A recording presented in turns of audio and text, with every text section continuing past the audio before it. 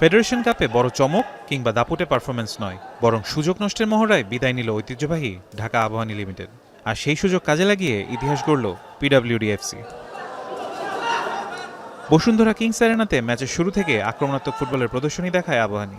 10 মিনিটে ভালো সুযোগ পেয়েছিলেন কাজেম শাকির মানি, কিন্তু জোরালো শট ঠেকিয়ে আবাহনীকে গোলবঞ্চিত করেন প্রতিপক্ষ গোলরক্ষক। 22 মিনিটে গোলরক্ষককে একা পেয়েও গোল করতে ব্যর্থ হন আলামিন। 30 মিনিটে শেখ মোরসালিনের শটও ফিরিয়ে দেন পিডব্লিউডির গোলকিপার সারোয়ার জাহান। প্রথমার্ধে একাধিক সুযোগ তৈরি করেও গোলের দেখা পায়নি আকাশী নীলরা। দ্বিতীয়ার্ধে ম্যাচের চিত্র বদলে যায়। 65 মিনিটে দ্রুত কাউন্টার অ্যাটাকে এগিয়ে যায় পিডব্লিউডি।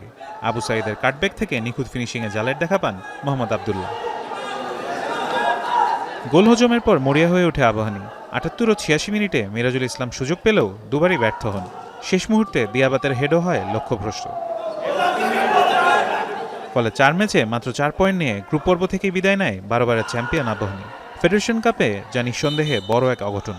সঙ্গত কারণে কোচ মারুফুল হকের কণ্ঠেও ঝরল হতাশা। একটা ম্যাচে যদি প্লেয়ার ক্যাজুয়ালি স্টার্ট করে সে কখনোই সিরিয়াস হতে পারে না।